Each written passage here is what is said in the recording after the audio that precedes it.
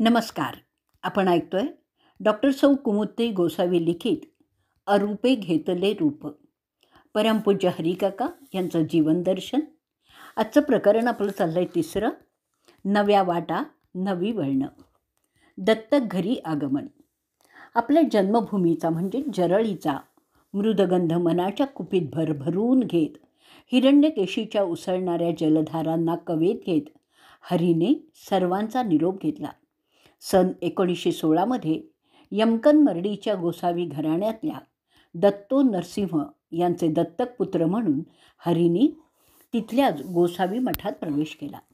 जोशींचा हरी गोसावी होऊन पुढे नामारूपास आला. जनक जोशी घराण्यातील सुसंस्काराच्या लेशमी लढी उलगडत गोसावी घराण्याशी तो केव्हा एकरूप झाला हे मात्र कळलंच नाही. हरीला आपल्या मायभूमीहून दत्तक म्हणून बोलावून घेणारे यमकन मर्डी गावही मोठं रम्य. पुणे बँगलोर राजरस्त्यावर संकेश्वरनंतर हत्तरगी हे एसटीचं एक छोटंसं स्थानक. या स्थानकापासून रस्त्याच्या डाव्या बाजूला आत 4 फरलांग अंतरावरलं यमकन मर्डी म्हणजे एका हाकेवरचं गाव. या गावी पूर्वी विरूपाक्ष पंडित नावाचे एक महापुरुष होऊन गेले. त्यांनी आपल्या यमाक्का नावाच्या लाडक्या कन्येच्या नावाने वसवलेलं हे गाव आहे. ते यमकन मर्डी या नावाने प्रसिद्ध पावलंय. या गावाच्या वसाहतीबरोबरच विरूपाक्ष पंडितांनी या ठिकाणी आधी मारुतीचं मंदिर आणि पुष्करणी नावाचा तलाव बांधून गावाला शक्ती आणि भक्तीचं अधिष्ठान दिलं. त्याबरोबर सामर्थ्य आणि संरक्षण यांचं प्रतीक म्हणून मध्यभागी किल्ल्याची बांधणी केली. शिवाय अन्य देवदेवतांच्या 5 मंदिराची एकाच जागी उभारणीही केली. तसंच उत्सव मूर्ती ठेवण्यासाठी गोसावी मेठ, वेणुगोपाळ मंदिर यांच्या बांधणीने गावाची शोभा अधिकच वाढवली. त्याचवेळी खंडेरायाची गावतळी अनेकांनी उचलून आपल्या भाळी लावली आणि गावाच्या वैभवात भरच घातली. त्यातले महान शिवभक्त दुर्दुडेश्वर यांनी गावाच्या मध्यभागी बांधलेलं देऊळ काय किंवा गावाच्या पश्चिमेला एका शिवभक्त सिद्धपुरुषाने बांधलेलं अमृतेश्वर देवालय काय या वैभवाची साक्षच देतात. या गावाला प्रारंभापासून संत महंतांच्या भगवत भक्तांच्या प्रेम भक्तीचा ओलावा लाभलेला होता. त्यांनी साथ घालून जणू काही हरीला आपल्याकडे बोलावूनच घेतलं होतं. महादेव, मारुती, श्रीराम, व्यंकटेश आणि बनशंकरी म्हणजे शाकंभरी अशी या दैवतांची पंचदेवालयं इथे एका आवारात आहेत. भावभक्तीच्या जल्लोषात इथे काही उत्सव मोठ्या थाटामाटाने आजही साजरे होतात. त्यातला नवरात्राचा लक्ष्मीचा उत्सव लक्षणीयच वाटतो. विजयादशमीला निघणारी रथयात्राही प्रेक्षणीयच असते. आई यल्लमाची यात्रा आजही भरते. तेव्हा भक्त भाविकांच्या उत्साहाला तर खूपच उधाण येतं. ते पाहता येतं. मात्र त्यावेळी अंधश्रद्धेच्या आहारी जाऊन परस्परांगत जीव बळी देण्याची जी प्रथा पाळली जाते ती मात्र मनाला वेदना देऊन जाते. भोळ्या भाबड्या जनांच्या या असल्या अंधश्रद्धांना केव्हा अर्धचंद्र मिळणार या व्यथेची बोच मात्र नेहमीच सलत राहते. यल्लमा देवीला देवदासी म्हणून वाहिलेल्या मुलींची संख्या अधिकच आहे कर्नाटकात. मग ती कर्नाटकात का असावी याची विदारक जाणीवही या संदर्भात होते. यमकन मर्डी गाव तसं सधन, व्यापारी पेठ बऱ्यापैकी असलेलं, भुईमुगाचा व्यापार चांगला, त्यामुळे पिढीजात वैभवाचा वारसा पुढे चालणारा अंकुर जर एखाद्या घराण्यात जन्मला नाही तर दत्तक घेण्याची प्रथा या गावी असावी. तिच्या खुणा येथील अनेक कुटुंबात विखुरलेल्या आजही गवसतात. या रूढीलाच अनुसरून या गावातल्या गोसावी घराण्याने जोशी घराण्यातील हरीला दत्तक घेऊन गोसावी मठाचा वारस केलं. गोसावी घराण्याची परंपरा तशी उज्ज्वल आहे. या घराण्याला बऱ्याच वर्षापूर्वी बेळगाव जिल्ह्यातील पाच्छापूर नजीक कुंदरगी या रानातील हुलीभूमी म्हणजे वाघाची जमीन या नावाने प्रसिद्ध असलेली जमीन बक्षीस म्हणून मिळाली असल्याचे सांगितलं जातं. सरकार दरबारी तशी नोंदही असल्याचं म्हटलं जातं. या बाबतीत जी घटना घडली तिचा वृत्तांत या घराण्याशी संबंधित असलेल्या अनेक व्यक्तींच्या तोंडून अत्यंत अभिमानाने सांगितल्या जातात आणि त्या आपल्याला आजही ऐकायला मिळतात. तो असा आहे त्यातला एक प्रसंग. काही वर्षापूर्वी बेळगाव जिल्ह्यातील कुंदरगीच्या रानात एका वाघाने 1 महिनाभर तळ ठोकलेला होता. त्या परिसरातल्या लोकांना दैनंदिन व्यवहार, बाजारहाट, दळणवळण करणं गैरसोयीचं झालेलं होतं आणि सारेच त्रस्त बनलेले होते. आपापल्या परीने या अचानक उद्भवलेल्या संकटातनं मार्ग शोधण्याचा प्रयत्न ते करत होते. परंतु आपणहून या आगंतुक पाहुण्याला सामोरं जाण्याची काही कोणाची हिंमत होत नव्हती. स्वतःहून या पाहुण्याचं स्वागत करणार तरी कोण? मोठाच पेच सर्वांच्या समोर निर्माण झाला. जो तो आपापल्या परीने मार्ग शोधायला लागला. अशा या संकटकाळी आपल्याला मदत करणारा कोणीतरी समर्थ हवा. या शोधात असताना काहींना यमकनमर्डीच्या गोसावी मठातले दत्तात्रेय नावाच्या सत्पुरुषाची आठवण झाली. त्या नेमस्ताचा रोजचा नियम असे. ते दररोज घटप्रभा नदीवर मास्ते होळी इथल्या मल्लिकार्जुन स्थानाजवळ जाऊन श्री गणेशाची प्रार्थना आणि पूजा करीत गुळाचा नैवेद्य दाखवीत. त्यांच्याकडे जाऊन त्या ग्रामवासियांनी आपली समस्या सांगितली आणि त्या संकटातून सोडवण्याची त्यांना विनंतीही केली.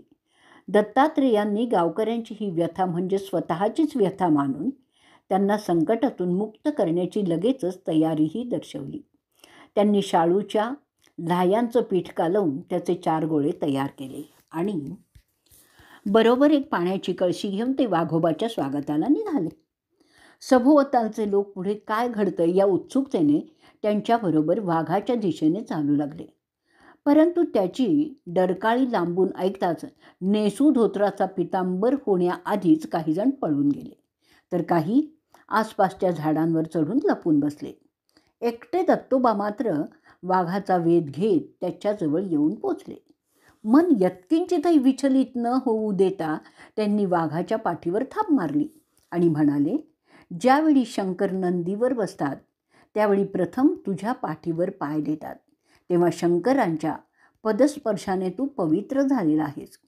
तू इथे राहिल्यामुळे आसपासचा जनसमुदाय त्रस्त झालेला आहे. त्यांची उपासमार चालू आहे, तेव्हा तू आता इथून जावंस. दत्तात्रेयांचं असं हे बोलणं थांबलं आणि वाघाने आपला जबडा उघडला. त्याच्या त्या उघड्या जबड्यात त्यांनी लाह्यांच्या पिठाचा एक गोळा घातला, दुसरा घातला आणि नंतर तिसराही. तिसरा गोळा घातताच वाघाने आपल्या जबड्यातून तो गोळा काढून पंजानेच तो दत्तात्रेयांच्या तोंडात घातला. हे बघून झाडावरनंच लांबून बघणाऱ्या लोकांचे तर डोळेच विस्फारले. दत्तात्रेयाने लाह्यांच्या पिठाबरोबर त्या भुकेलेल्या तहानेलेल्या पाहुण्याला कळशीतलं पाणीही पाजलं. त्यानंतर त्याला शांततेने निघून जायला सांगितलं. त्या मुक्या परंतु सर्वांच्या तोंडचं पाणी पळवणाऱ्या प्राण्याला काय कळलं कुणास ठाऊक. तो एखाद्या आज्ञाधारक समजूतदार माणसाप्रमाणे तिथून निघूनही गेला आणि गावकऱ्यांनी सुटकेचा निश्वास सोडला. तो वाघ जात असताना तो दिसत होता तिथपर्यंत सर्व जमीन अंदाजे 35 एकर दत्तात्रेय गोसावी यांना बक्षीस देण्यात आली. अशा या सच्छीर साधू वृत्तीच्या गोसावी घराण्यातल्या लोक कल्याणकारी कार्याचा परोपकाराचा वारसा हरीला लाभला होता. यमकनमर्डीच्या गोसावी घराण्यात पुरातन कालापासून गोकुळ अष्टमीच्या उत्सवाची प्रथा आहे. संत एकनाथ पूर्वकालपासूनच हा उत्सव हे घराणं साजरा करीत असे. एकनाथ स्वामींच्या दक्षिण यात्रेत त्यांनी या गोसावी मठाला भेट दिल्याचं सर्वजण सांगतात.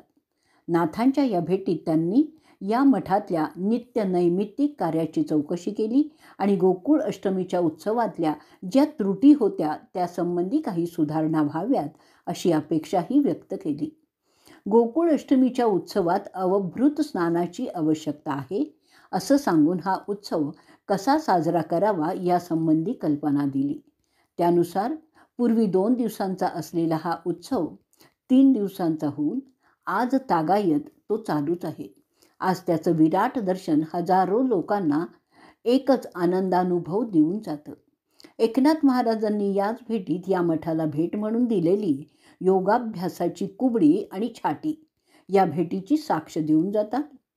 एक पुण्यस्मृती म्हणून या उत्सवात तिचा वापर केला जातो. श्री एकनाथ प्रतिष्ठान चरित्र गोकुळ अष्टमीच्या उत्सवात वाचण्याची प्रथा अद्यापपर्यंत पाळली जाते. यामुळे या भेटीच्या स्मृतीची जपवणूक आजही केल्याचं दिसून येतं.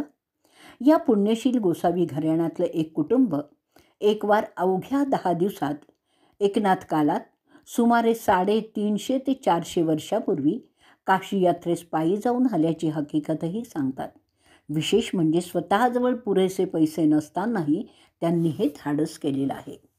काशी क्षेत्री पिंडदान केल्यानंतर दक्षिणेसाठी आणि परतीच्या प्रवासास पैसे कमी पडले म्हणून शेवटी या कुटुंबातल्या गृहलक्ष्मीचं मंगळसूत्र गहाण ठेवावं लागलं. आलेल्या पैशातनं म्हणजेच केवळ 5 रुपयात वेळ निभावली गेली. यमकन मर्डीस परतल्यानंतर काशी यात्रेचं मौंद झालं. महाप्रसादासाठी जमलेल्या गावकरी मंडळींना जेव्हा या कुटुंबाने केवळ 10 दिवसात काशी यात्रा केल्याचा वृत्तांत कथन केला तेव्हा त्यांच्या शब्दावर कोणाचाही विश्वास बसेना. आणि मग हे लोक खरंच काशीला गेले असतील यावरही कोणाचा भरोसा कोणीच ठेवेना. शेवटी साशंक मनाने ते तेथून परतले. यानंतर काही दिवसांनी काशीची काही मंडळी रामेश्वराला काशीची कावड घेऊन जाताना यमकन मर्डीस आली आणि गावातल्या मंडळींना दत्तात्रय गोसावी यांचं घर कुठे म्हणून विचारू लागली. गोसावी मठाचा शोध घेत घेत काही गावकऱ्यांसहित ती मठात येऊन पोचली.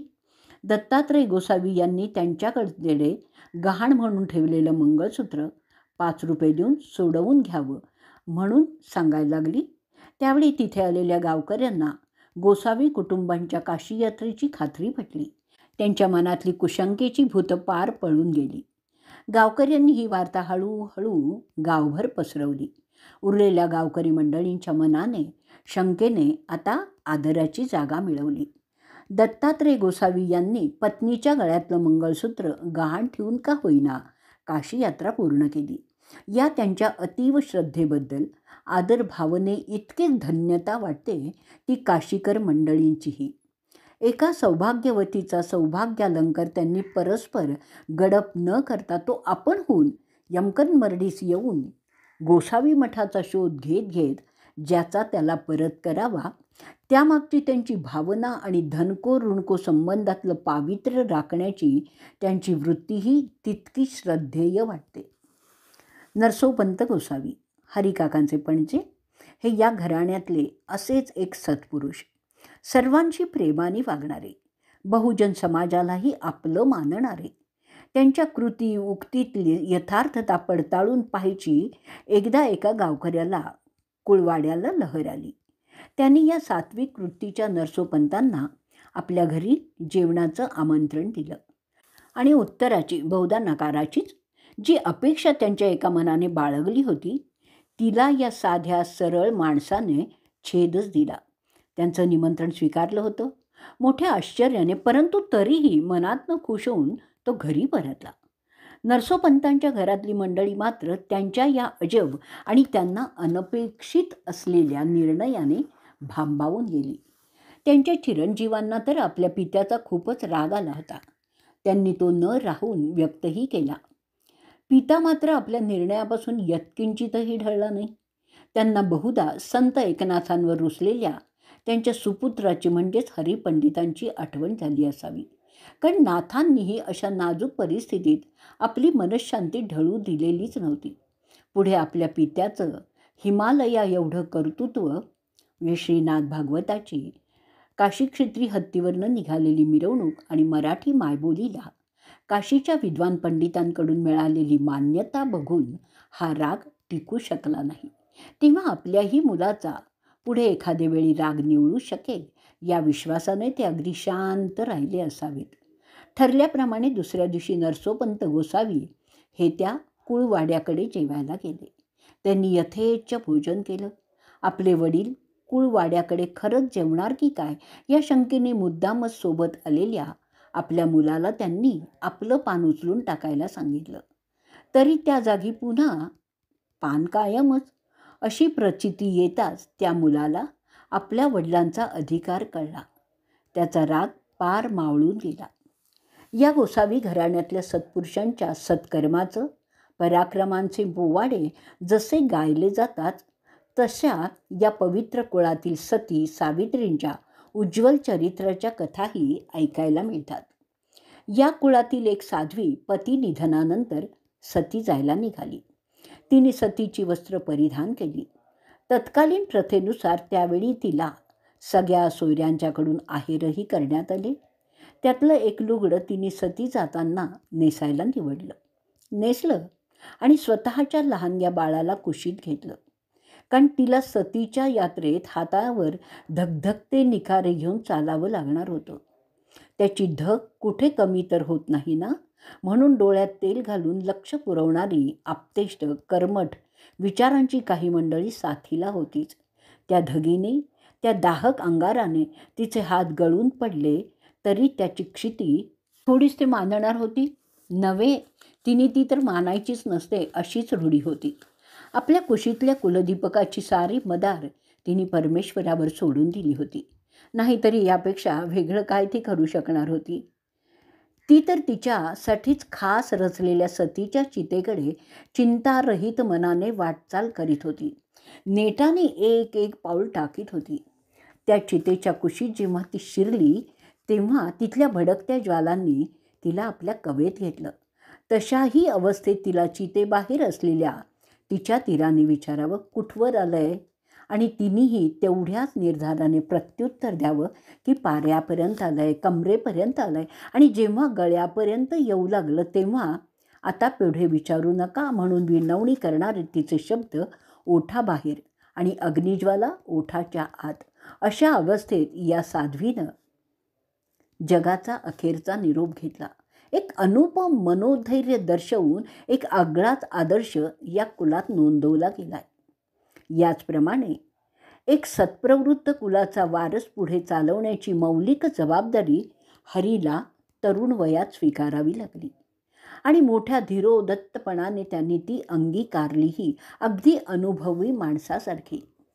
जनक घराण्यातल्या भावंडात सर्वात धाकलेपण लाभल्यामुळे खरं तर हरीला प्रापंचिक जबाबदारीची झळ अशी पूर्वी कधी पोचलीच नव्हती. बराचसा कालावधी अध्ययनाच्या निमित्ताने गावोगाव भ्रमंती करण्यात गेला असल्यामुळे प्रापंचिक व्यवहाराची तशी प्रत्यक्ष ओळखही फारशी झालेलीच नव्हती. त्यामुळे गोसावी घराण्यात आल्यानंतर त्याला सर्व बाजूंनी नाविन्यांनी घेरलं असल्याचं त्यात नवल ते कसलं आलंय. दत्तक पित्याच्या घरातली नवीन वळणं, नव्या दिशा समजून घेताना, त्यांच्याशी जुळवून घेताना अनेक वेळा त्याला तारेवरची कसरतच करावी लागायची. खाण्यापिणाऱ्यांसाठी देखील तोलून मापून मोजकंच मिळायचं. प्रारंभीचे हे दिवस तसे कष्टाचेच होते. त्यात सावलीसारखी साथ होती ती त्यांच्या पहिल्या पत्नीची, म्हणजेच अन्नपूर्णेची. नावाप्रमाणेच ती अन्नपूर्णा होती. निदान आपल्या पतीपुरती तरी नक्कीच. कारण जे मोजकं अन्न वाट्याला यायचं त्यात आपल्या पतीचं पोट भरणार नाही या कल्पनेने त्या माऊलीने स्वतःच्या वाट्याची भाकरी आपल्या पतीला आग्रहाने वाढावी आणि आपल्यासाठी शिल्लक आहे असं भासवून स्वतः मात्र अर्धपोटी राहावं, हे नित्याचंच होतं. पतीवरच्या नितांत प्रेम आणि भक्तीचं ते द्योतकच होतं. रोज सकाळी उठून अन्नपूर्णेला जात्यावर भरपूर दळण दळावं लागायचं. घरातल्या इतर कामांचा डोंगरही उपसावा लागायचा. मुळात तापट स्वभावाच्या परंतु अंतर्यमी फणसाचा गोडवा असलेल्या तिच्या पतीने त्या कामात अधूनमधून कधी हातभार लावला की ती साध्वी हरखूनच जायची. त्या ओलाव्याच्या आधारावर तरी ती कामाचे कितीतरी डोंगर पार करायची. आपल्या कष्टाळू वृत्तीने आणि प्रेमळ हळूवार मनाने सर्वांनाच जपत राहायची. तसं म्हटलं तर घरात सासूरवास करायला किंवा घरातील शिस्त पाळण्याची सक्ती करायला या घराची मालकीण दत्तो नरसिंहची पत्नी हयात नव्हती. परंतु त्यांनी ठेवलेली एक मराठा बाई कदूबाई ती मात्र त्यांच्या घराशेजारच्या घरात राहत होती. हरीने तिलाही बहिष्कृत न मानता, तिच्याकडे तिरस्काराने न बघता, न वागवता तिचा आई म्हणून स्वीकारही केला. एवढंच नाही तर तिची कन्या तारा हिच्यावर तर पाठच्या बहिणीसारखी मायेची पाखरही घातली. पुढे स्वतः कन्यादान करून आपल्या या भगिनीचं लग्नही लावून दिलं. तिचाही या भावावर म्हणजेच हरीवर खूप जीव होता. दत्तो गोसावींना यमकन मर्डीचे लोक दत्तू मास्तर म्हणून ओळखत होते. त्यांनी या कानडी भाषी गावात एक मराठी शाळा चालवली होती. ती खऱ्या अर्थाने बहरली पण होती ती फक्त हरींच्या काळात. आपल्या पित्याचा हा वारसा हरीने अतिशय तन्मयतेने पुढे चालवला. 1920 साली म्हणजे यमकन मर्डीला दत्तक पुत्र म्हणून आल्यानंतर अवघ्या 4 वर्षात कर्नाटक प्रांतातील एका गावात मराठी शाळा उत्स्फूर्तपणे चालवण्याचं साहस केल्यामुळे ज्या गावकऱ्यांनी प्रारंभी या पोराला खुळा हरी म्हणून वेडावलं होतं त्यांनी आता त्याला हरी मास्तर म्हणायला प्रारंभ केला होता. मराठी 7वीपर्यंत काढलेल्या या शाळेत हळूहळू विद्यार्थ्यांची संख्या वाढायला लागली. ती पुढे सुमारे 300 झाली. मुलांना सर्व विषय तोंडीच शिकवले जात असत.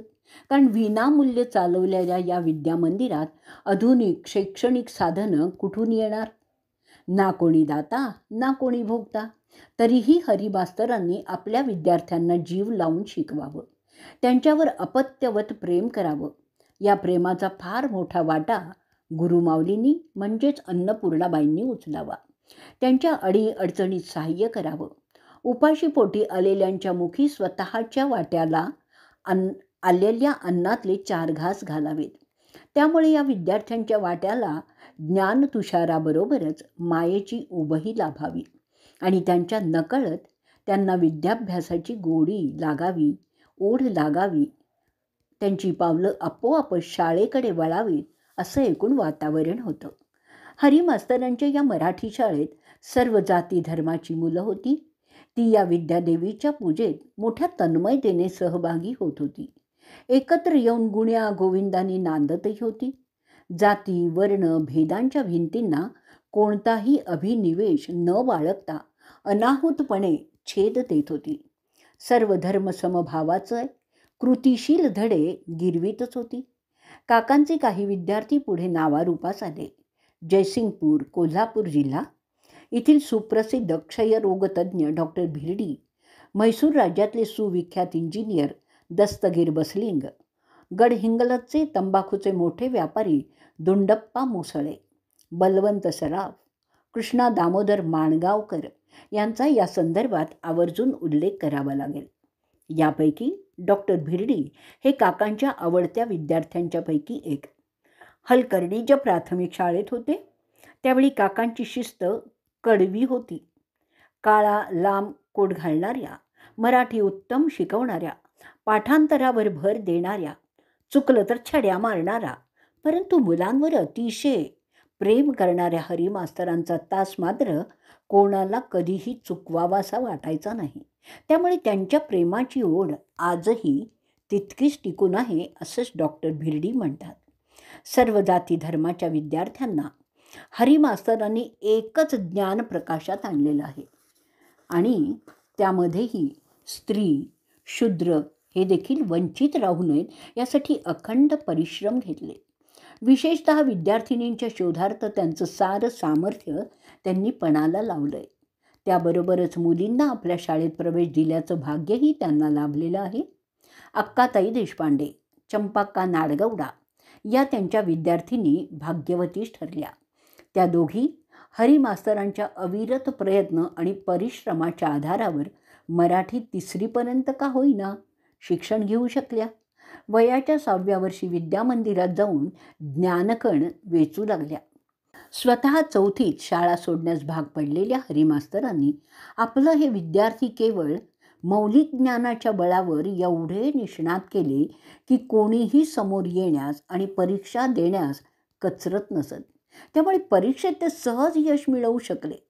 केवळ परीक्षार्थी न बनता ज्ञानाचे, नीतीचे, आचार विचारातील सुसंगतीचे, संस्काराचे पाठ घेऊ शकले आणि तेही यमकन मर्डीच्या कधी झाडाखाली भरणाऱ्या एका येवल्याशा शाळेत राहून. या मौल्यवान विद्यासंपत्तीनंच त्यांना आपली आयुष्य उजळून टाकता आली. शालेय संस्काराची वेल मांडवावर नेता आली. डायरीचं रहस्य ऐकूयात आता आपण.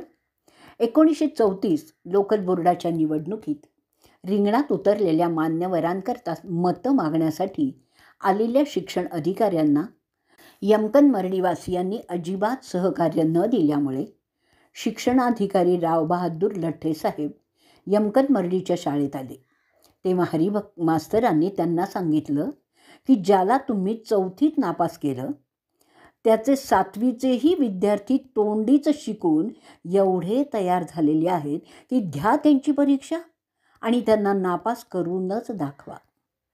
हरिमास्तरांच्या 300 विद्यार्थ्यांची तयारी आणि गुरुला वाटणारा शिष्यांविषयीचा दृढ विश्वास बघून लठ्ठेसाहेब हरखून गेले. या विद्यार्थ्यांचा आपल्याला निवडणुकीत उपयोग करून घेता येईल असं त्यांना वाटलं.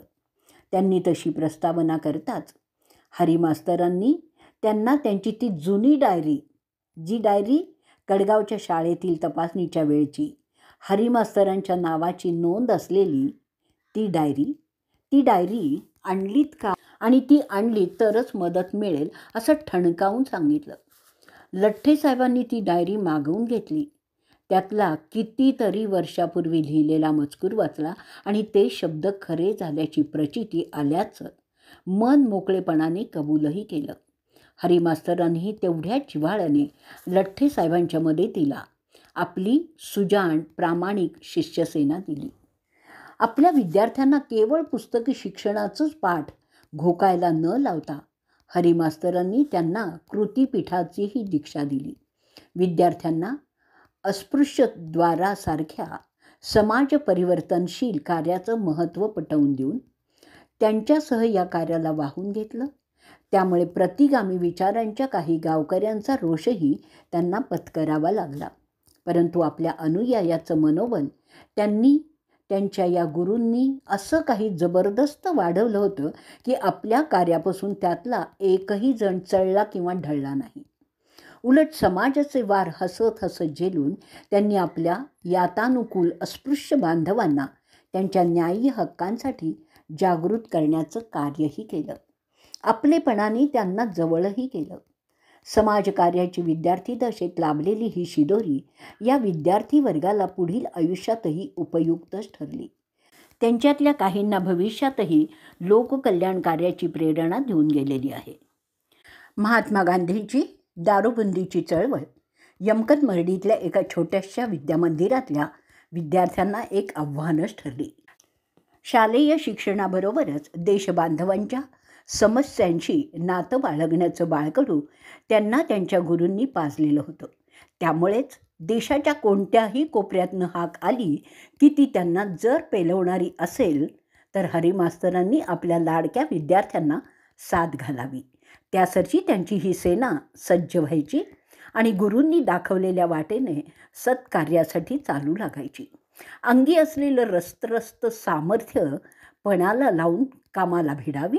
त्यानुसार या सेनेने यमकनमर्डी ते बेळगावपर्यंतची शिंदीची झाडं गुरूंच्या आदेशानुसार तोडून टाकली. या सर्व कार्यांनी उल्हासित होऊन पुढे 1942 साली महात्मा गांधींनी पुकारलेल्या चले जाव मोहिमेत हरिमास्तरांनी भाग घेतला.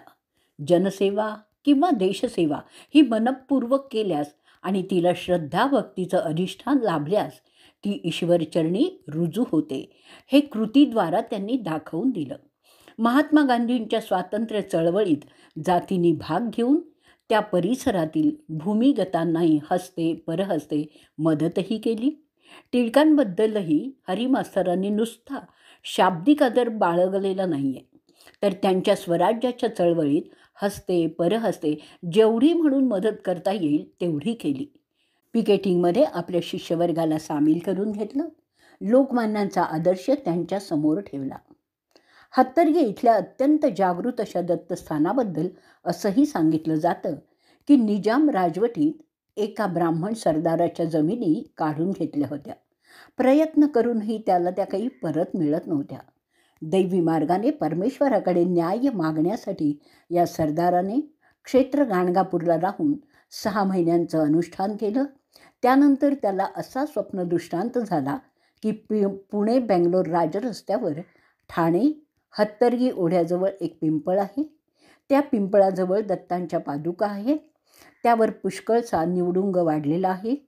तो कापून टाकून त्या ठिकाणी अनुष्ठान केल्यास तुझं काम होऊन चिंता दूर होईल. या स्वप्नदृष्टांतानुसार त्या सरदाराने हत्तरगीला येऊन तिथल्या पिंपळाच्या झाडाचा शोध सुरू केला. तेव्हा खरंच एक जागी त्याला एका पिंपळाभोवती भरपूर निवडुंग वाढलेला आढळला. ते स्वप्नदृष्टांतातलं स्थान असावं असं मानून त्याने त्या ठिकाणी सफाई सुरू केली. त्याच ठिकाणी थोडंसं खोदून पाहिल्यावर अंदाजे 4 हात खोलीवर त्याला श्री दत्तात्रेयांच्या पादुका दिसल्या. त्या मंदिरात उतरवण्याचा रस्ता उत्तरेकडे होता. 4 पायऱ्या खाली खोल उतरून जावं लागत असे. नागेश बाबाजी नवकुडकर नावाचा एक कारकून सरदारच्या घरी होता. त्याच्याकडून या ठिकाणी गुरुचरित्राचे 4 सप्ताह करून घेतल्यानंतर सरदारचं काम झालं. त्यामुळे पुढेही तो दरवर्षी हत्तरगीस येत असे. बुंदीच्या लाडवांचं मोठं प्रयोजन घालत असे. त्यावेळी या ठिकाणी गर्द आमराई होती. त्यामुळे गावातल्या लोकांना या निमित्ताने वनभोजनाचा आनंदही लुटता यायचा. सरदारही या मंगल सोहळ्याने भारावूनच जायचा. सरदारनं हा नियम पुढे 4 वर्ष पाळला. 5व्या वर्षी तिथे जाऊन 60 ब्राह्मणांच्या कडवी महारुद्राच्या अभिषेक सोहळ्याने सांगाता केली. स्वानुभूतीच्या आनंदोर्मीबरोबरच एका पावन स्थानाला प्रकाशात आणायला चालनाही दिली. पुढे सौ अन्नपूर्णाबाई गोसावी म्हणजेच हरिमास्तरांच्या पत्नी भीमा पाथरवट आणि दमकाळी दुर्रोप्पा यांना या दत्तस्थानाचा जीर्णोद्धार होत असल्याचं एकाच वेळी स्वप्न पडलं. त्यांनी आपल्या या दृष्टांतासंबंधी जेव्हा हरिमास्तरांना कल्पना दिली त्यावेळी या स्थानाच्या जीर्णोद्धाराचा हा जणू आपलाच आदेश आहे असं मानून ती जबाबदारी त्यांनी स्वतःकडे घेतली आणि लगेचच या कार्याला सुरुवातही केली. हरिमास्तरांनी दत्तस्थानाच्या जीर्णोद्धाराच्या कार्यात लहान थोरांना, गोरगरिबांना, धनिकांना सहभागी करून घेता यावं, निदान मनाने का होईना त्यांना या सत्कार्याचा परिचय व्हावा म्हणून स्वतःबरोबर त्यांना सामील करून घेतलं. अण्णासाहेब बेलवडीकरांसारखे स्नेही बरोबर घेऊन हरिमास्तरांनी अंगात कफनी चढवून या कार्यासाठी वर्गणी गोळा करण्याचं कार्य हाती घेतलं.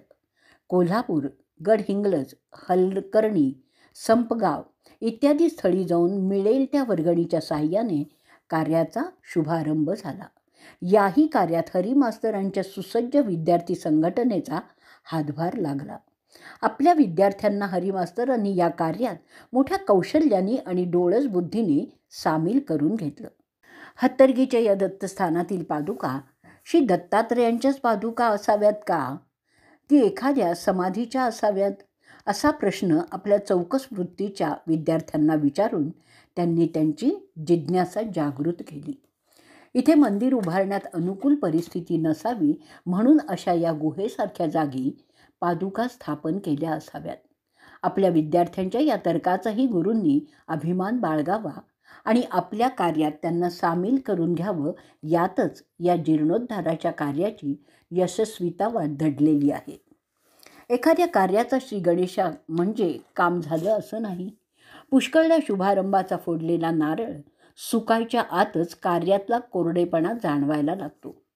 असा शुष्क प्रतिसाद गावकऱ्यांकडून या कामी शुभारंभी लाभला असतानाही हातपाय न गाळता स्वगृही नाही तर परगृही जाऊन मदतीसाठी हरिमास्तरांनी साथ घातली.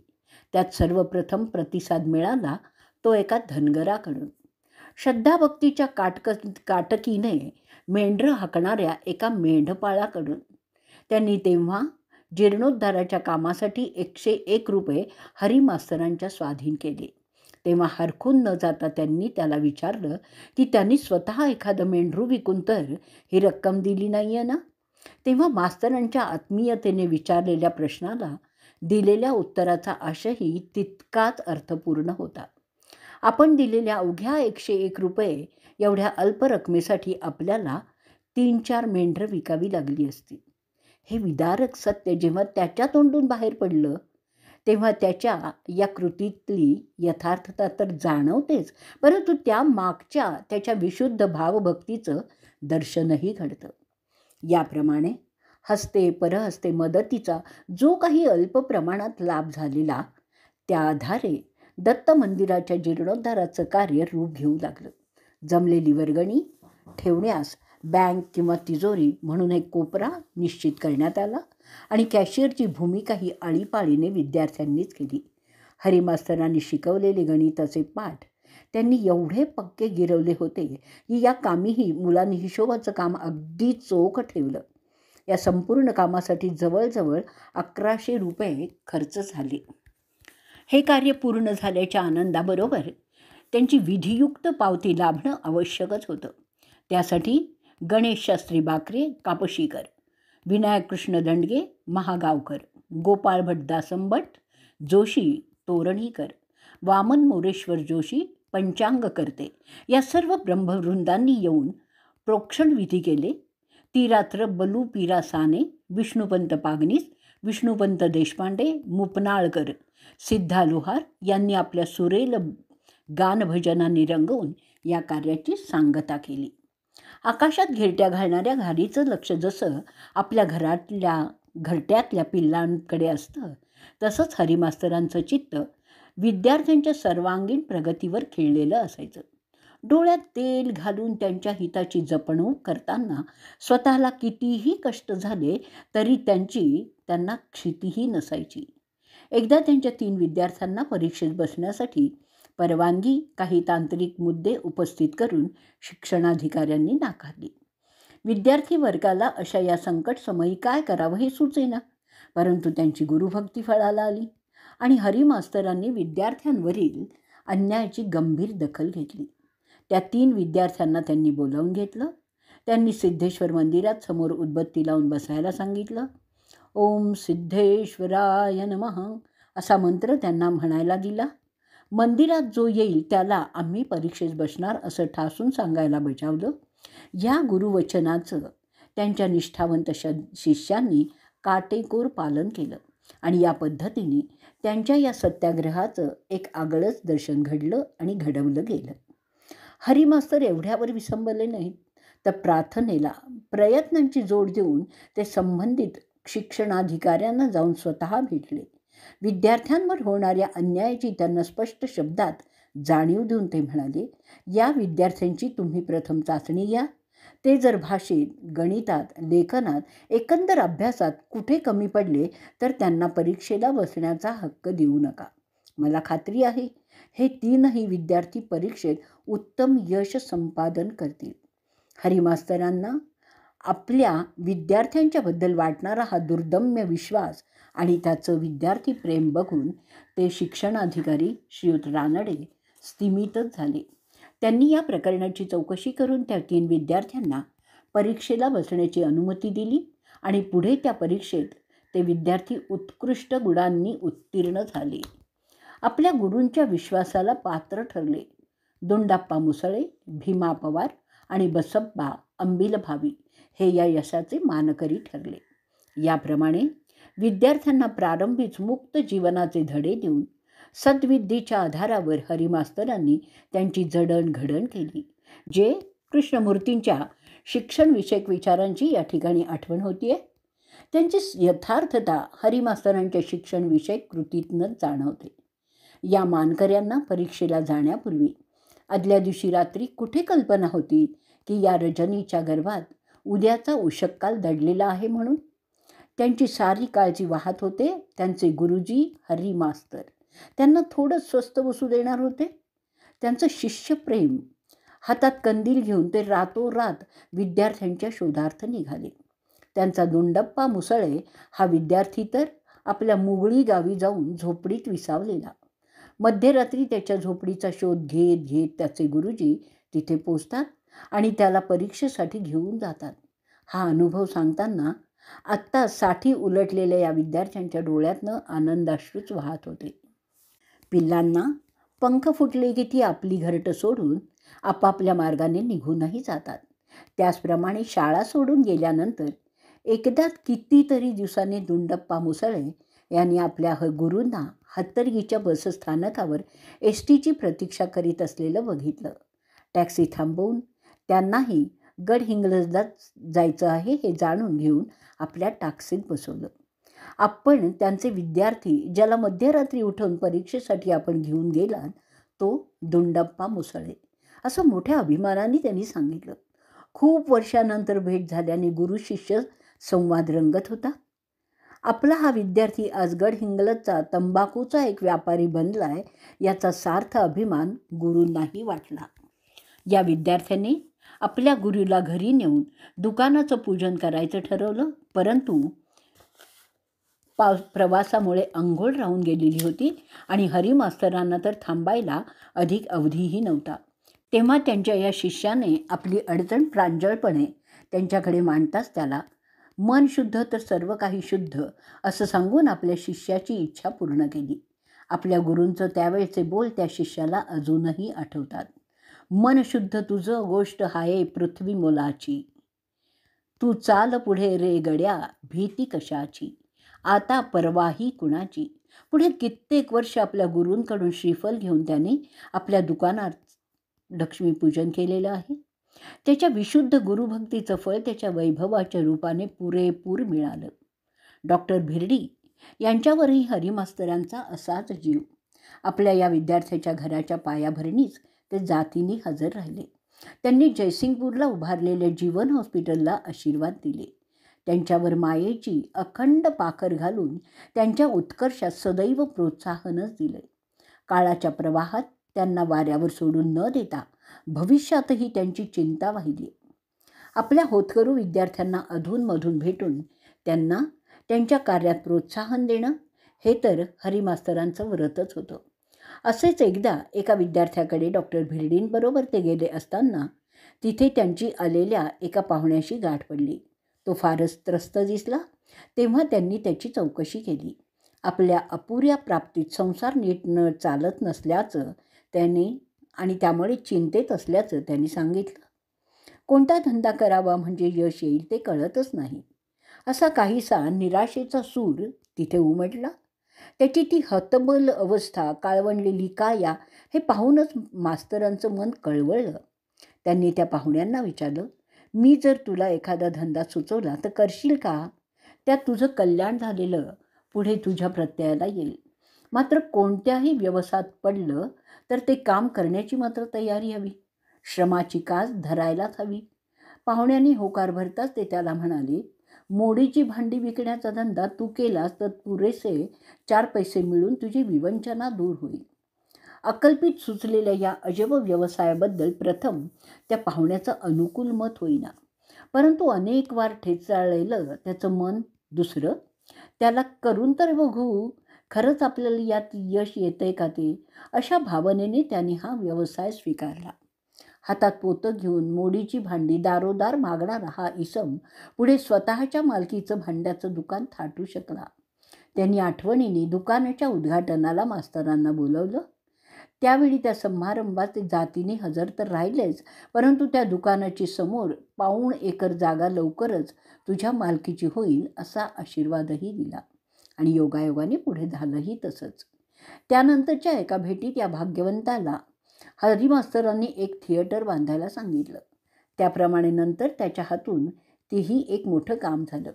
गारगोटीचा एक प्रख्यात व्यापारी उत्तूरच्या या दोंडप्पा अम्मणगीने हरिमास्तरांच्या मौलिक सल्ल्यानुसार वागून प्रारंभीच्या श्रमाच्या बळावर वैभवाचं उत्तुंग शिखर गाठलं आणि नाव कमावलं.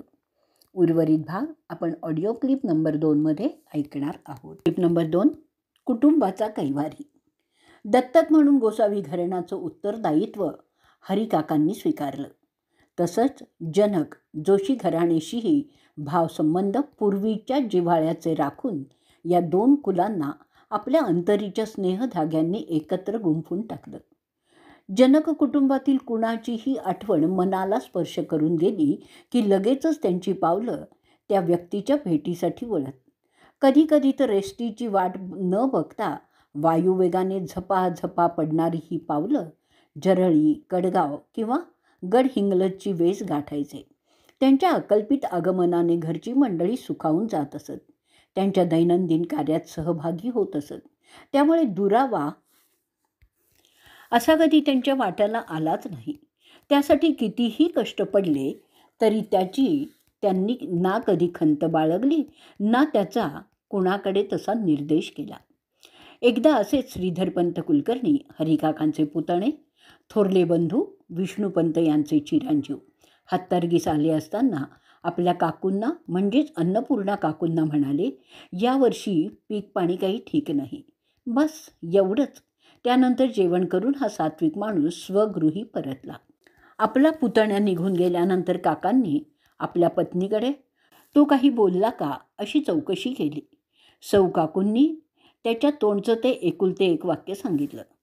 त्यावर काकांनी आपला गडहिंग्लजला ताबडतोब जाण्याचा निर्णय सांगितला.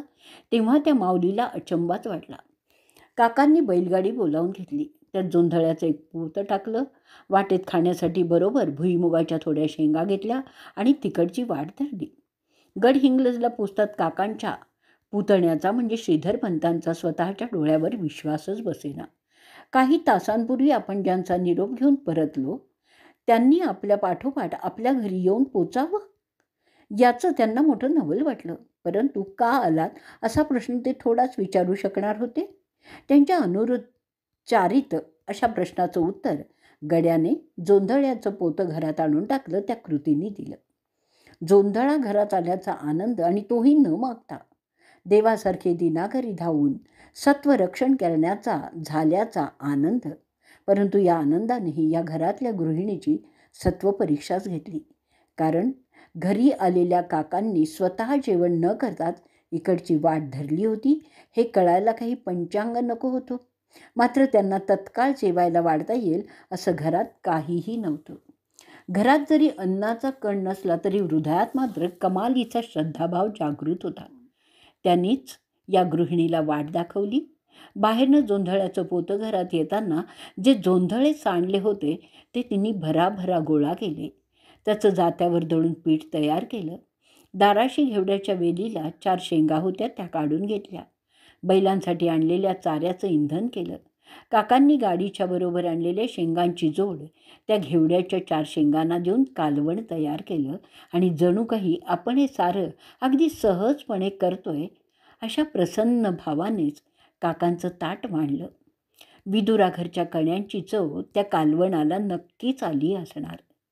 ज्यांनी श्रीधरपंतांच्या एका वाक्यातनं त्यांची व्यथा जाणून त्यांच्या मदतीला धावून जावं, त्या मेण्याहून मऊ अंतकरणाने द्रवून जावं, त्यांना या सुगरणीच्या करामत जाणता आली नसावी का? परंतु तृप्तीचे तुषार दोघांच्याही मुखावर बरसल्यामुळेच कोणीच कोणाला काहीही न बोलता मुक्यानेच हा आनंद सोहळा पार पडला. याप्रमाणे या कुटुंबातल्या कोणत्याही व्यक्तीला आपल्या प्रापंचिक अडीअडचणीत हरिकाकांचा एक मोठा आधार वाटायचा. प्रत्यक्ष अप्रत्यक्ष अशा संकटकाळी काकांच्या मदतीचा लाभच व्हायचा. त्यामुळे परस्परांच्या गाठीभेटी वारंवार होऊन परस्परांची सुखदुःख कळतच असत. विचारांची देवाणघेवाण होत असे. ज्याला गरज पडेल त्याने या कल्पवृक्षाच्या छायेत यावं, क्षणभर विसावा घ्यावा आणि समाधानाने परतावं असा नित्यक्रमच होऊन गेलेला होता. एकदा श्रीधरपंतांचा मुलगा किसन अतिशय आजारी होता. त्याची ती अवस्था पाहून त्याच्या आईच्या डोळ्यांचा अखंड अभिषेक चालू होता. ती क्षणभरही आपल्या लाडक्या जीवापासून दूर हटायला काही तयार नव्हती. चिंतेने अधूनमधून तिला ग्लानीही येत होती. तिच्या सश्रद्ध मनाने जसं कुलदैवताचं स्मरण केलं तसं आपल्या कोणत्याही संकटात धावून येणाऱ्या हरिकाकांचंही केलं. ती रात्र तर खरोखरीच वैऱ्याचीच तर ठरणार नाही ना, म्हणून ती मिटणाऱ्या पापण्यांना सारखे बांध घालत होती. तरी काही वेळा त्या घरंगळणाऱ्या मोत्यांप्रमाणे निसटून मिटत होत्या. अशा या मिटलेल्या पापण्यांच्या पंखाखाली तिला एक आगळं दृश्य बघायला मिळालंय. साक्षात यमराजाने आपल्या घरात प्रवेश मिळवलेला असून तो मुलाच्या अंथरुणापासून काहीशा अंतरावर फेऱ्या मारत आहे. तर मुलाच्या बिछाण्याच्या अगदी समीप हरिकाका फेऱ्या मारतायत. याच वेळी तिला श्रीधरपंतांनी हाक मारली आणि किसन पाणी मागतो याची कल्पना दिली. आपल्या मुलाची किसनची हालचाल डोळा भरून पाहताना या माऊलीचा ऊर भरून आला. आपल्या मुलावरचं प्राणसंकट टळलं असं वाटलं आणि हळूहळू तो पूर्ण सावध होऊन त्याला तरतरी येत असल्याचं पाहून ढळणाऱ्या अश्रूंची फुलं केव्हा झाली हे खरं तर तिलाही कळलं नाही. उगवत्या उशेचं तिने प्रसन्न मनाने स्वागत केलं. मायेचं पांघरून घालून तिने आपल्या मुलाला शांतपणे झोपवलं.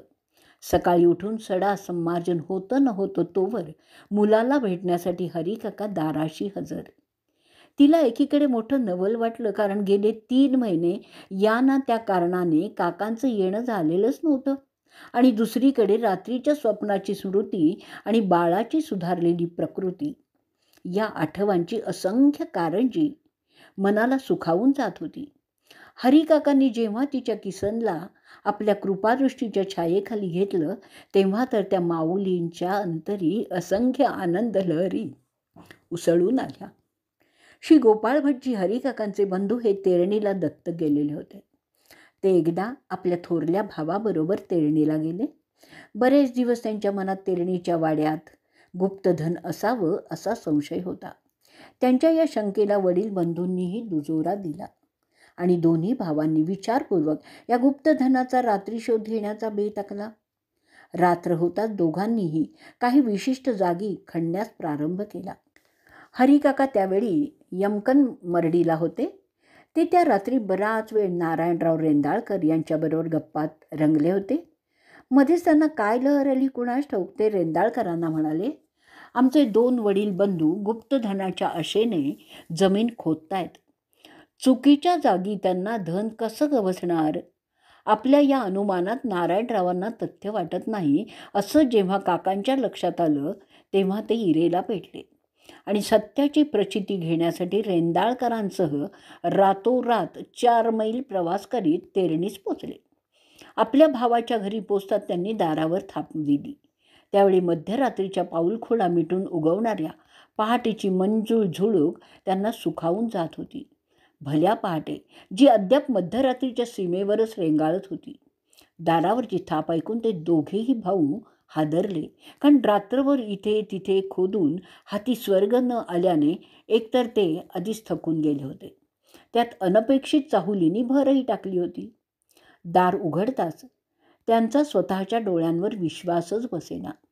हरिकाकांनी मात्र आल्या आल्या आपल्या दोन्हीही भावांना त्यांच्या रात्रभर चाललेल्या उद्योगाची कल्पना देत, कुठे खोदलं म्हणजे धनलाभ होईल तो एका कोपऱ्यातला कोनाडा त्यांना दाखवला आणि तिथे मिळणारं धन 425 रुपये 7 आणे आणि 5 पैसे एवढंच असेल असंही ते म्हणाले. त्या ठिकाणी खोदून बघतात तो सांगितलेली रक्कम त्या जागी त्यांना मिळाली. हरिकाकांच्या समवेत असलेल्या नारायणरावांची बालंबाल खात्री पडली. 1955-56 साली गोकुळ अष्टमीच्या उत्सवाच्या निमित्ताने कारवार जिल्ह्यातील येल्लापूर गावचे एक मोठे सावकार आणि लाकडाचे व्यापारी श्रीयुत कामत यमकन मरडीस आले. त्यांचा लाकडाचा एवढा मोठा व्यापार होता की लाकडं वाहून नेण्यासाठी त्यांनी हत्ती बाळगलेले होते. परंतु त्यांच्या या वरवर दिसणाऱ्या वैभवाला कारुण्याची किनार होती. त्यांची दोन्हीही मुलं अपंग होती. त्यांच्यासह ते हरिकाकांच्या दर्शनाला आले होते. तिथल्या उत्सवाचं एकंदर स्वरूप पाहून ते भारावून गेले होते. त्यांनी काकांची शांतपणे भेट घ्यायचं ठरवलं. हरिकाकांची गाठ पडताच त्यांनी आपल्या दोन्ही अपंग मुलांची कहाणी त्यांना सांगितली. मुलगी दोन्ही कानांनी ठार बहिरी तर मुलगा मुका. सगळे उपाय करून झाले असल्याचंही त्यांनी सांगितलं. काकांनी दोन्ही प्रश्न एकदम सुटणार नाहीत म्हणून बजावलं.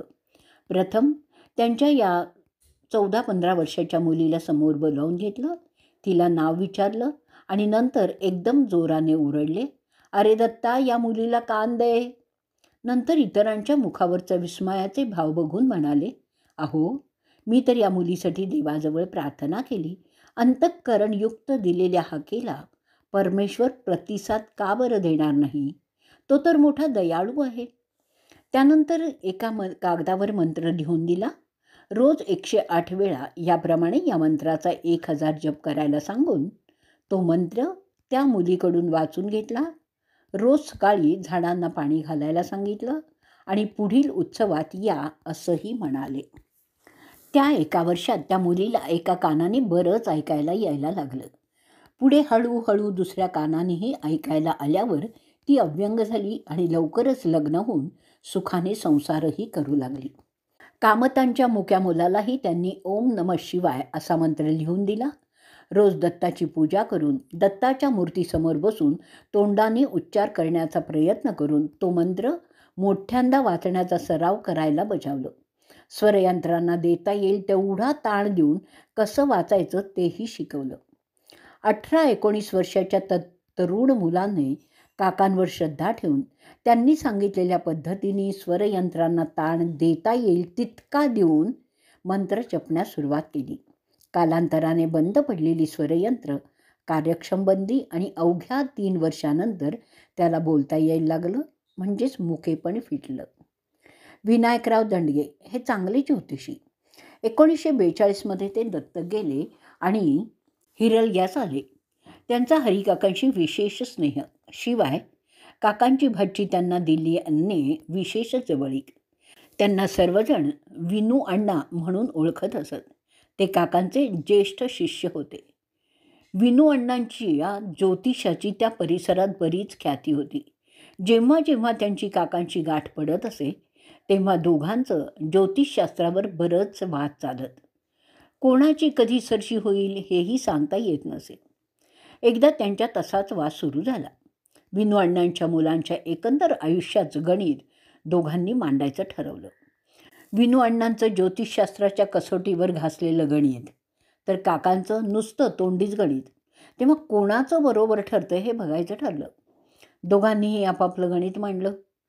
काकांच्या तोंडी हिशोबानुसार विनू अण्णांच्या मुलाचं वय 17-18 वर्ष 7 महिने 5 दिवस एवढं भरत होतं आणि मुलगा तर त्यावेळी 18 वर्षाचा झालेला होता.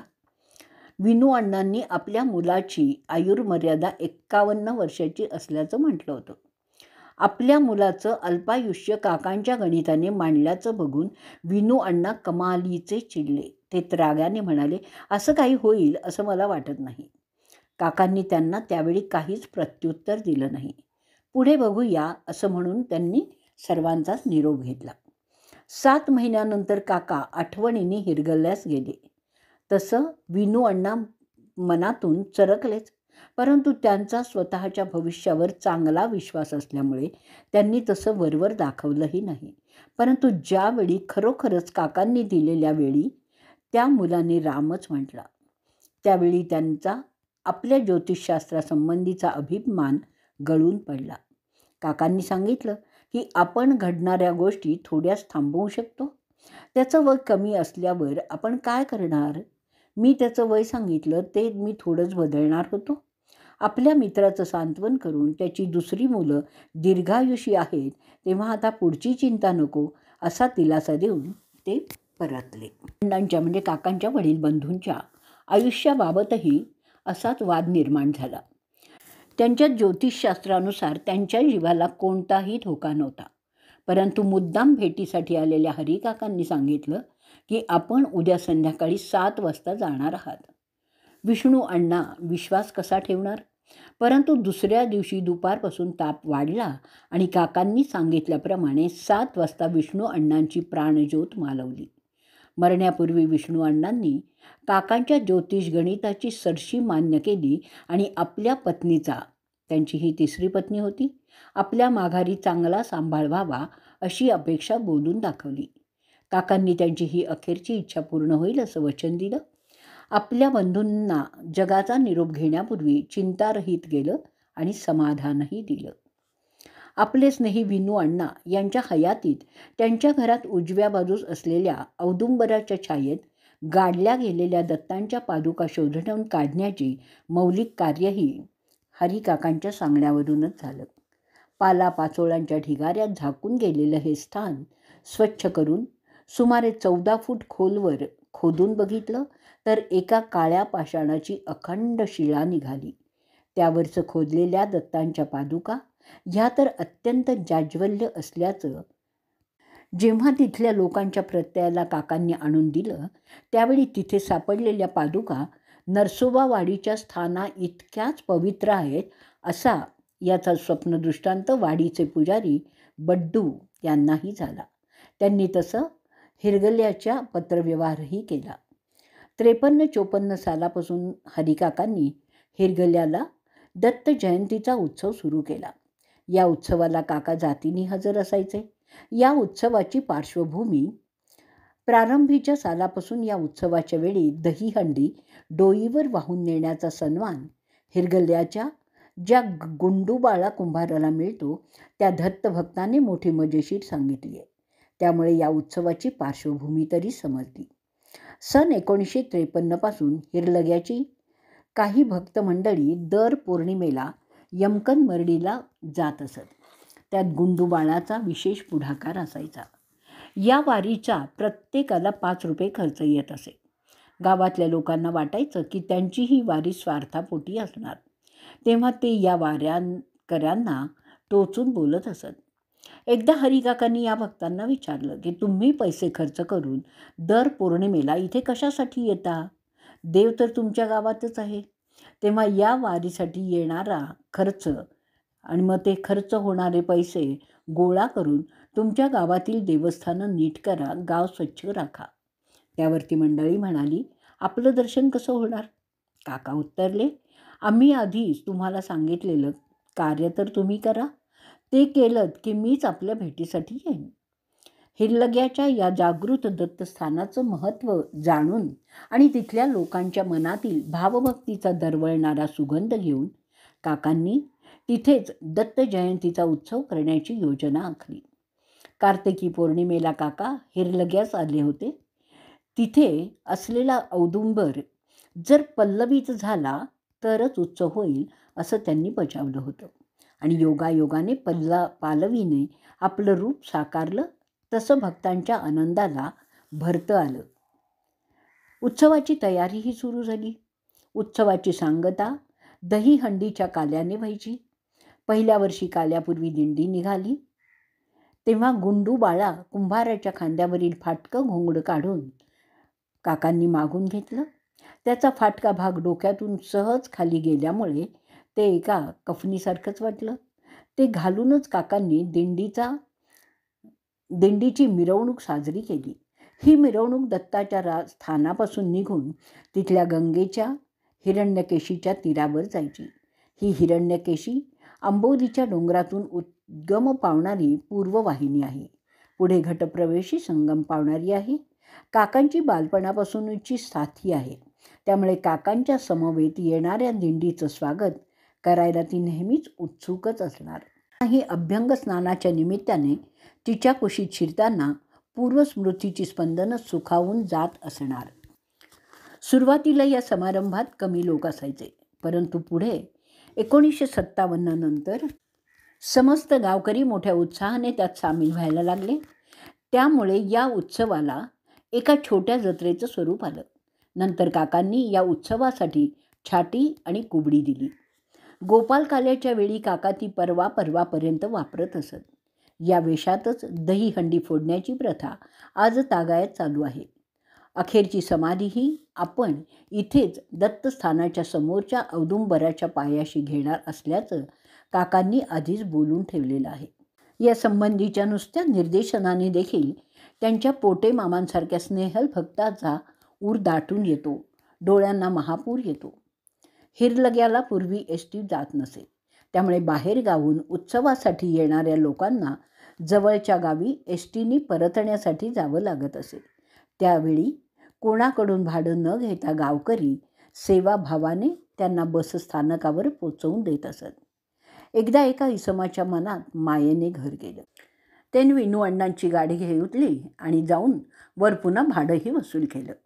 परतल्यानंतर बघतो तो त्याच्या घराच्या गोठ्यातील म्हैस आडवी पडलेली. तो घाबरला. चाचरत काकांच्याकडे आला. काकांना आपल्या घरी घेऊन गेला. काकांनी त्याच्या घरी जाऊन म्हशीला काय झालं आहे याचा नीट शोध केला. तिच्यावर उपचार करून तिला उठवलं आणि नंतर तिच्या मालकाला विचारलं, घेवड्या, गाडीचं भाडं करून किती पैसे मिळवलंस? सेवेत खंड पाडून उत्सवातून काय मिळालं? घेवड्या कावरा झाला. त्याचं भिंग असं सरळ फुटलेलं होतं. काकांनी त्याला दुसऱ्याच क्षणी दिलासाही दिला. असा मोह पुन्हा धरू नकोस आणि मिळवलेल्या पैशातनं घरात दुसरं काही न आणता या म्हशीला खाण्यासाठी अन्न आण. तिला अधितृप्त कर. तेव्हापासून आज तागायत या गावी कोणीही दत्त जयंतीच्या उत्सवाच्या वेळी कोणाकडूनही भाडं वसूल करत नाहीत. हरिकाकांचा हिरगल्याशी तसा जुना ऋणानुबंध होता. इथल्या गर्द वृक्षराईने हिरण्यकेशीच्या रुंद पात्राने, भावभक्तीने ओथंबलेल्या भक्तांच्या अंतरंगाने, इथल्या भूमीने त्यांच्याशी भावस्पंदनाची अशी काही लय साधलेली होती की त्यांना ती वारंवार साद घालायची, आपल्या कवेत सामावून घ्यायची.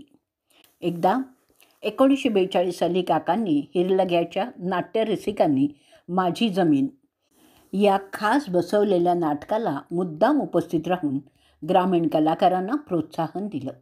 गावाबाहेरच्या ग्रामदेवता मंगाई आणि ज्योतिबा यांच्या मंदिराच्या परिसरात स्टेज उभारून नाटक सादर केलं. नाटक चांगलंच रंगलं. नाटकातल्या एका गाण्यासाठी दिलेल्या झपतालात चूक होताच काकांनी स्वतः झपताल पेश करून दाखवला.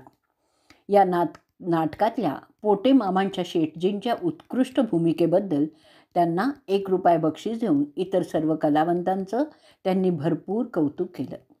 काकांनी हिरलग्याच्या उत्सवाप्रमाणेच आणखीन काही उत्सवांना प्रोत्साहन दिलं.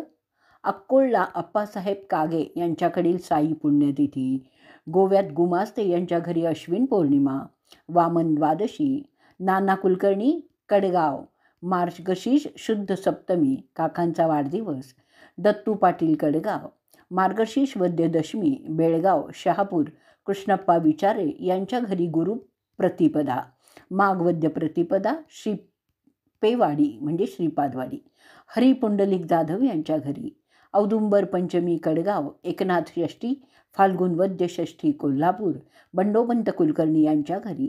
या उत्सवाच्या निमित्ताने सर्व भक्तमंडळी एकत्र येऊन हरिनाम संकीर्तनाचा आनंद लुटतात. हाच या उत्सवामागचा प्रधान हेतू असावा. बालपणापासूनच हरिकाकांना वृक्षांच्या छायेत वावरण्याचा विशेष छंद होता. वृक्षराईच्या कोंदणात वसलेल्या त्यांच्या जन्मगाव जरळीने तो लावला असावा. त्यामुळे जिथे कुठे या वृक्षवल्लींची छाया कमी पडणार असेल तिथे तिथे ते त्या ठिकाणच्या लोकांना वृक्षारोपण करायला सांगत. त्यासाठी कल्याणच्या वाटा त्यातनं दाखवून त्यांना प्रोत्साहन देत, त्यांना वृक्षारोपणासाठी प्रवृत्तही करीत. हिरलग्यालाही काकांनी दत्तस्थानाच्या समोर नवीन झाडं लावली. त्याबरोबरच दत्त जयंतीच्या वेळी निघणाऱ्या दिंडीच्या मार्गात एक पिंपळाचं झाड लावायला सांगितलं आणि ते नंतर लगेच लावूनही घेतलं. वृक्षारोपणा इतकंच वृक्ष संगोपनही मोलाचं मानून उत्सवासाठी जमलेल्या अनेक भाविकांना त्यांच्या कल्याणासाठी कोणत्या ना कोणत्या झाडाला पाणी घालायला ते बजावत असत. कोणाला वडाला तर कोणाला पिंपळाला, कोणाला तुळशीला पाणी घालायला सांगून त्यातनं वृक्ष संगोपनाची नामी युक्ती साधून तिथल्या वृक्षाचं ते जतनही करीत. काकांनी सांगितलेल्या नियमांचं रोज पालन करताना, झाडांना पाणी घालताना एक वेगळाच आनंद या मंडळींना नक्की होत असणार. त्यातनंच मनाची एकाग्रता साधण्याचा, निदान त्या अवघड वाटेने जाण्याचा थोडाफार प्रयत्न साधायला जर पुढे हा नियम पूरक ठरत असेल तर एका दगडात अनायासे 2 पक्षी मारण्याचं एक समाधान त्यातनं ते प्राप्त करीत असावेत असं मनात येतं. खेड्यात राहणाऱ्या लोकांना वृक्षांची छाया मातृछाया असल्यागतच असायचं. त्यामुळे हिरलग्यासारख्या रम्य परिसरात जर एखाद्या जागी वृक्षांची कमतरता असेल तर काका ही उणीव लगेचच भरून काढीत असत.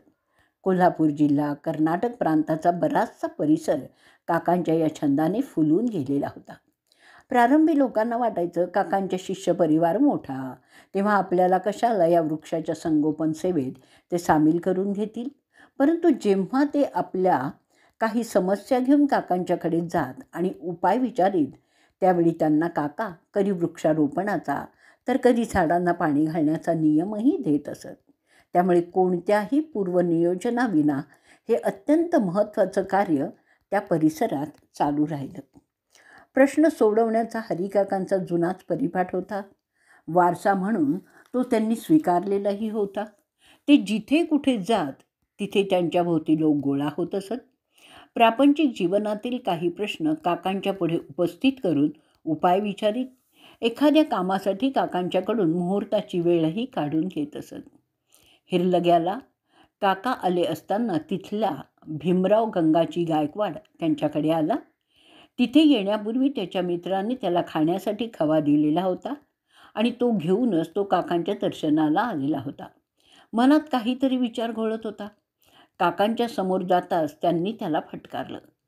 तू सध्या अमंगळ आहेस, नंतर ये. तो तिथनं तसाच परतला. आपलं काय चुकलं याचा विचार करीत तो राहिला. काही वेळाने त्याच्याकडे बघून तिथे जमलेल्या विनू अण्णांच्या हिरगल्ल्यातील निवासस्थानी जमलेल्या मंडळींना म्हणाले, या मुलावर काही जबाबदारी आहे.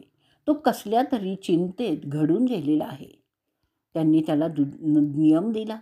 दर बुधवारी दक्षिण दिशेला असणाऱ्या आंब्याच्या झाडाला पाणी घालावं, असं 121 बुधवारी करावं.